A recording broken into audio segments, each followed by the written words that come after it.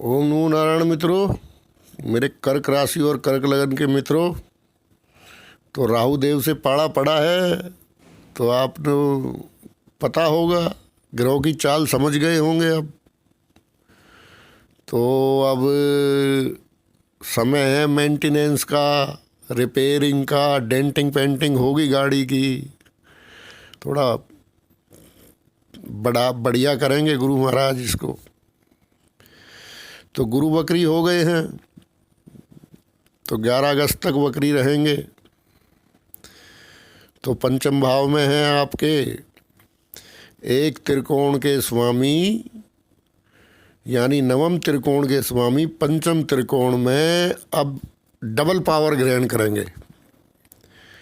ठीक है मित्रों, कर्क में तो ऊंच के होते ही हैं, उसमें तो कोई बात ही नहीं है।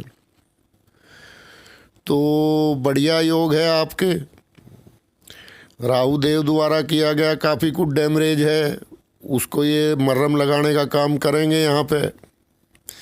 लेकिन चलना आपको गुरु की बात पे ही पड़ेगा, क्योंकि अब कहानी ये हो गई है कि राहु चले गए हैं, जो कुछ कर गए हैं वो आपको ज़्यादा पता होगा, मेरे को तो नहीं पता इतना।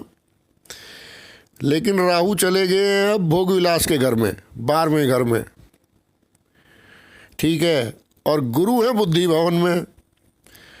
अब राहु गुरु का षडाष्टक योग यहाँ है।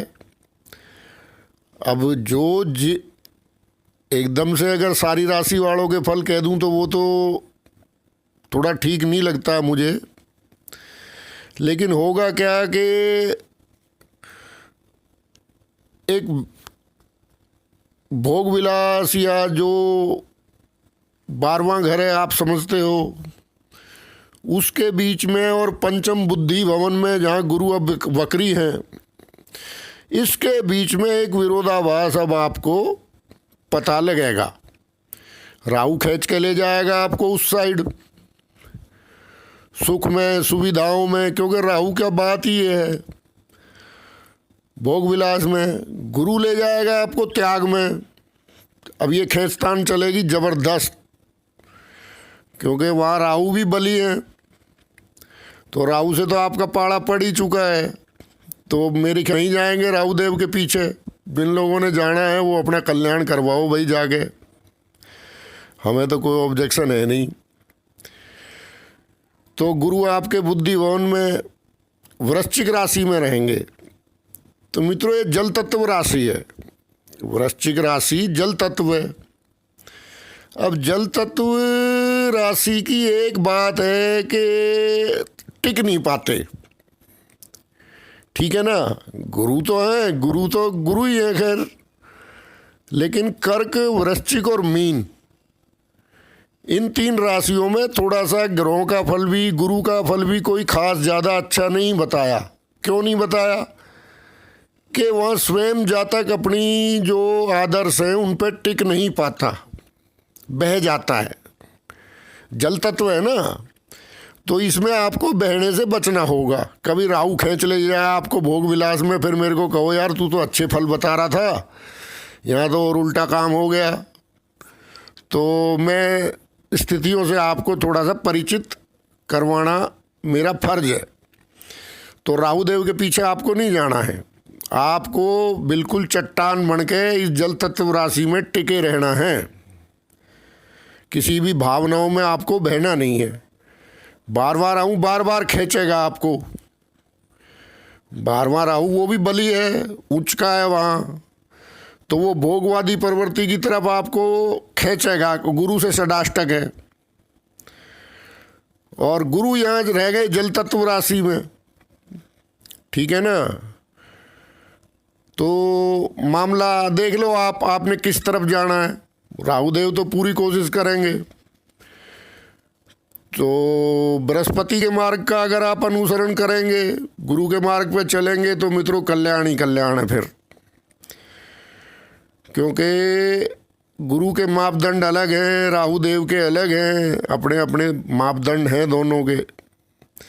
लेकिन गुरु के आदर्शों पे चलोगे तभी आप यहाँ कामयाब होगे। तो गुरु के आदर्शों पे आप चल गए तो ये आपके लिए एक सुनहरी समय होगा मित्रों। एक नंबर का टाइम होगा ये आपका। फिर 12 साल बाद आएगा ये टाइम, ये भी बता दूं। जो अब टाइम है ये गुरु वक्री है, ये 12 साल बाद होंगे यहाँ के दोबारा वक्री। अब देख लो आप इस टाइम की वैल्यू, इस टाइम का प्रभाव, इस टाइम का महत्व आप स्वयं समझ लो। तो एक गुरु जो है थोड़ा सा अहंकार हो जाता है, बुद्धि भवन में है, और दूसरा स्थान हानि करो जीव। तो जैसे मतलब आपको संतान के भी भाव है पंचम, तो उनकी भावनाओं को थोड़ी कदर देनी पड़ेगी, ठीक है ना। और एक तरह का आपको ये अहंकार प्रवेश कर सकता है बुद्धि में कि भाई हाँ हम तो इतने अच्छे हैं और ये इतने बढ़िया हैं और ये ऐसे हैं। तो ऐसा बुद्धि में मत लाओ भाई, सब दुनियादारी है यहाँ, अच्छे भी हैं, बुरे भी हैं, खरे भी हैं, खोटे भी हैं, सब भगवान के हैं, ठीक है ना। तो उस चीज़ से आपको बचना होगा। तो अब यहाँ से करते हैं बात मित्रों नवम दृष्टि। तो नवम दृष्टि आपके स्वयं राशि या लगन पे है इस टाइम गुरु महाराज की। एकदम आपका व्यक्तित्व आकर्षक एकदम निखरेगा। गुरु वक्री हो चुके हैं, नवम दृष्टि से आपका व्यक्तित्व एकदम निखरेगा, आपकी सोच बदलेगी। जो प्रभाव राहुदेव वहाँ बैठ कर दे रहे थे वो ख़त्म हो गया है, तो एकदम से आपका बदला हुआ रूप लोगों को दिखेगा, ठीक है ना। आपके अंदर एक्टिविटी आएंगी, अच्छी एक्टिविटी आएंगी, क्योंकि नवम दृष्टि है, शुभ दृष्टि है। सप्तम दृष्टि शुक्र की वृष राशि पे है, तो थोड़ा बहुत वैर विरोध रहेगा, लेकिन आपके लाभ को हमेशा बढ़ाएंगे गुरु यहाँ से। तो ये भी आपके पक्ष की बात है। आपका बिजनेस व्यापार जो भी है वहाँ से आपको लाभ होगा गुरु के इस वक्र काल में। फिर आपका पंचम दृष्टि है, वो देखो सबसे शुभ है, क्योंकि वो आपके भाग्य के स्थान पर रहेगी। होता क्या है, जब आपका भाग्य बली होता है, भाग्य आपके साथ होता है जब, तो आपको थोड़े से परिश्रम से ही अधिक लाभ की प्राप्ति होती है। ये भाग्य का काम है, क्योंकि भाग्य ही वो भवन है जो आपके कर्म को भी बल दे रहा है और फिर आपके लाभ को भी बल दे रहा है, ठीक है। लेकिन आदमी क्या है, कर्म और लाभ को कूद के सीधा भोग विलास में चला जाता है 12वें में। थोड़ा सा लाभ हुआ नहीं, अंडरस्टैंड नहीं समझे, फिर आदमी इतनी कुचाले एकदम भरता है कि सीधा वो लाभ भाव को भी छोड़ देता है, कर्म के भाव को भी छोड़ देता है और भोग के भाव में प्रवेश कर जाता है 12वें में। तो फिर मामला गड़बड़ होना ही है। तो इसलिए ज़रा थोड़ा लिमिट में रहो।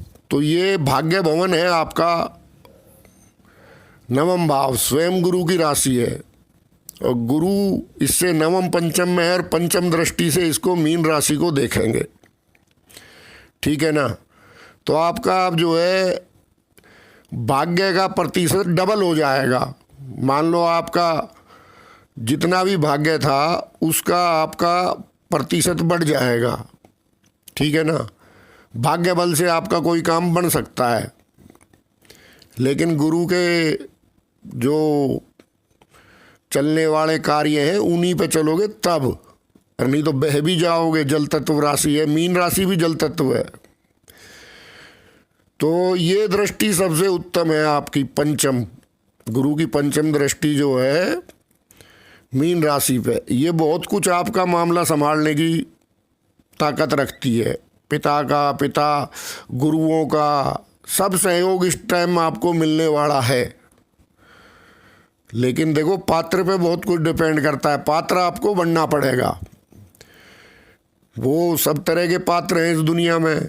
चाय पीने वाले पात्र में चाय पी जाती है, खाना खाने वाले पात्र में खाना खाया जाता है, और जो डोल डाल के लिए पात्र होता है वो अलग ही रखा रहता है।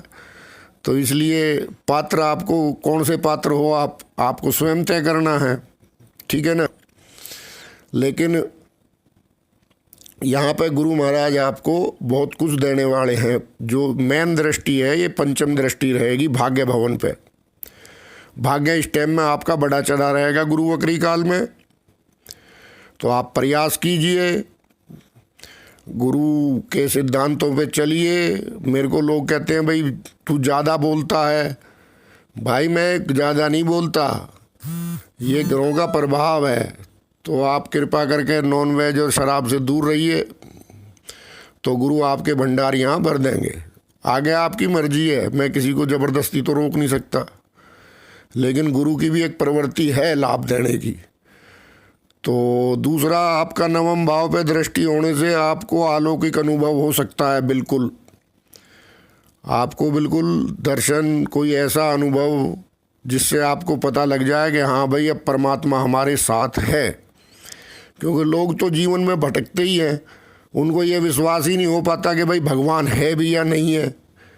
जीवन ही इसके बीच का खेल है। लेकिन ये टाइम ऐसा है, ये गुरु वक्री काल का, कि आपको ये पता लग जाएगा कि हाँ भाई भगवान भी हैं, देवी देवता भी हैं, सब कुछ है। अगर आप नियम से धर्म का पालन करोगे तो आपको कोई पारलौकिक अनुभव भी हो सकता है इस काल में। और देखो इस मामले में राहु सहायक है। अगर आप उस घर में, अगर आप राहु के भोग विलास काम में नहीं गए तो 12वां राहु इस काम में आपको सहायता देगा। ये भी तारीफ है राहु देव की। देखो मित्रों, ग्रहों का काम करने का अलग अलग तरीका है, वो आपके कर्म के अनुसार ही काम करते हैं, उसीलिए परमात्मा ने इनका निर्माण किया है। तो ठीक है मित्रों, आपकी बल्ले बल्ले है, लेकिन रास्ता मैंने बता दिया है। गुरु वक्री काल में जय जयकार आपकी हो सकती है।